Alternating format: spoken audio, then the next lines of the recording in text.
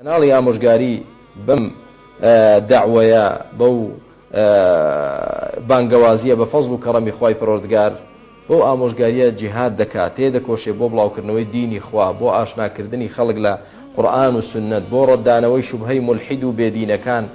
بۆیە بەخشینی زەکات بە کەناڵی ئامۆژگاری بۆ بەردەوام بوونی دڵنیا بن کە جیهاد و تێکۆشانە لە پێناوی خوا و یەکێکە لەو بوارانەی کە زەکاتی تیادا سەرف دەکرێن ئینشاءالله.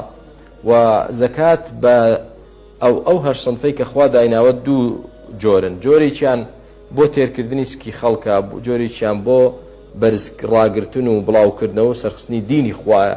هەردووچی پێویستە، بەڵام دڵنیا بن سەرخستنی دینی خوا و بڵاوکردنەوەی ئاینەکەی خوا زۆر زۆر گەورەتر و گرنگترە و کەم کەسەیەکە لا بکاتەوە بەلایدا. بەڵام الحەمدولله فەقیر و هەژار، زۆرینەی خەڵک کە زەکاتی بۆ فەقیر و هەژار و کارێکی باشە و مبارەکیشە دەستیان خۆش بێ و بەردەوام بن ئینشاءالله لەسەری. ئەمما ئەم لایەنەی تریشیان کە فی سەبیل الله فەرامۆش نەکرێت و ئێهمال نەکرێت ئینشاءالله.